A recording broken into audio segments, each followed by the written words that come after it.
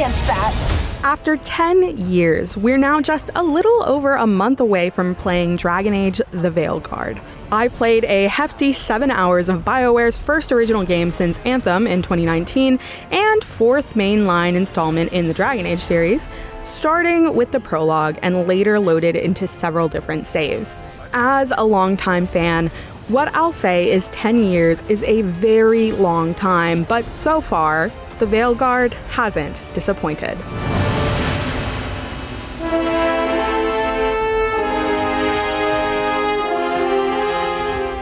I've never seen this before.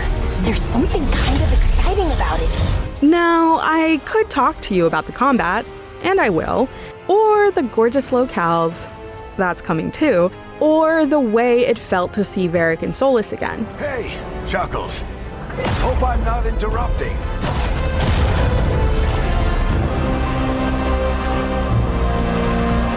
Or I could skip straight to the character creator and start with, there's so much hair. Look, I loved Dragon Age Inquisition, but fans have long acknowledged the limitations of its character creator. The Veilguard blew me away in that regard.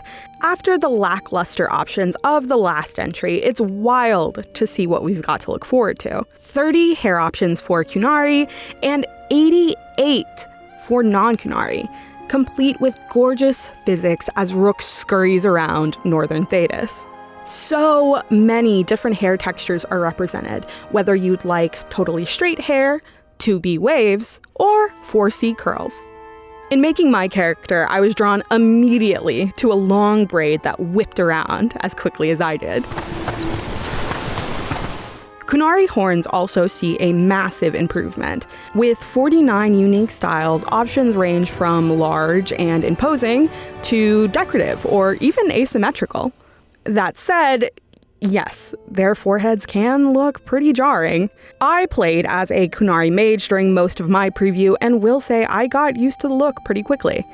Dragon Age the Veilguard actually only marks the second game of the series where you can play as a Qunari, so the odd imbalance of forehead versus face feels like stylistic growing pains. I remain curious about whether more time with the character creator might help. The air shock of Dragon Age 2 is, in my opinion, such a beautifully crafted model, and I would love to be able to create a Qunari Rook that feels as memorable. Customization certainly doesn't stop at hair, or horns, of course. Every aspect of your Rook is editable, even allowing for facial asymmetry if you choose. Sliders allow you to change everything from head shape to the melanin in your skin to the presence of vitiligo. Perhaps my favorite addition, however, is the introduction of body diversity. Cyberpunk 2077 and Baldur's Gate 3 had whiffs of this, but nowhere near what you're capable of in the Veilguard, which is much more similar to the breadth of the character creator in Dragon's Dogma 2. For each of the 4 races, there are plenty of presets to choose from, all with varying heights and muscle or fat distribution. Once you've chosen your preset, however, you can build further upon those elements as much as you'd like. First is a triangulation of coordinates, allowing for many unique combinations of body types that are thinner, larger, or more muscular. Height sliders are fun, especially when it means watching my particularly short elf ruin years of Solas's ritual planning by pushing over a statue. The options feel almost endless. There's even a glute slider. And yes, I gave my Rook one hell of an ass. All of this is only scratching the surface. I haven't even gotten into facial hair, makeup, scars, or tattoos. As an elf, my Rook sported some Valisline, but there are so many different designs for both the face and the body to experiment with. While I didn't spend very much time exploring customization for the Inquisitor, I just know we'll all get the chance to make them in the way we've always imagined. It's good to see you again. Also, it may be a relief to some of you to know that Veilguard abandons the awful green lighting of Inquisition's character creator and instead allows you to cycle through several lighting options in service of creating rooks that look just as good in gameplay as they do when you create them. Combat, meanwhile, was a refreshing change from Inquisition. My go-to class has always been mage, and even as a knight enchanter, I often felt like I was standing in one place holding down the left trigger. This felt like a return to the pace of Dragon Age 2, with innovations that improve upon the experience of battle overall. The Veilguard introduces a new fighting style for mages featuring an orb and dagger for close quarters combat. It's tailor-made for players like me who love magic, but also really like to stab. During my preview, I played through the prologue and then dropped forward into various points of Act 1, so I really got to quickly experience the progression Rook and their companions can go through as fighters. We may not be able to take control of our companions this time around, but the Veilguard really encourages strategizing with them. They'll call out to you when they've rebuilt their mana or stamina, and the ability wheel even suggests combos. My focus during the event was mission-driven, so I didn't get as much of a chance to interact with the characters as I would have liked, but even the brief moments of banter endeared me to them pretty quickly. It didn't break. You call that nice and quiet?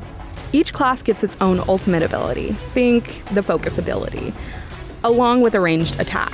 For warriors, that means yeeting your shield like a giant metal boomerang. I've always played Dragon Age for story and not combat, but with this new system, I had so much fun. I felt present during every encounter and truly accomplished after every boss battle. That said, there's definitely a bit of a learning curve. I still found myself confusing controls a few hours in. It's a departure from all 3 installments, but luckily the Veilguard offers 5 different difficulty levels that you can change at will if you want to ease yourself in. As a Dragon Age fan, the Veilguard felt like a homecoming of sorts. Just as much as seeing familiar faces in Solus and Varric, I was overjoyed to be back in the world of Thedas itself. Moving us north allows for that sense of discovery I got in Inquisition, and if I'd encourage anything, it's to really look at your surroundings. Not only are there small environmental puzzles to entangle, along with small and effective moments of visual storytelling, but the horizon is full of breathtaking scenery that drives home the scale of these locations I've personally always wondered about. One new locale, for instance, is a gorgeous underwater prison called the Ossuary. I won't spoil what you're there to do, but the design alone makes it one of the most memorable moments I've had in any Dragon Age game. Even after hours of gameplay, I still felt like I could have played for many hours more. I'm optimistic about the Veilguard, and excited for it in a way I haven't quite felt about another game in quite some time.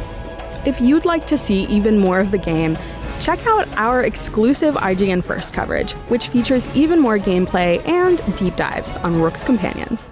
And for everything else in the world of video games, stick with IGN. Thanks.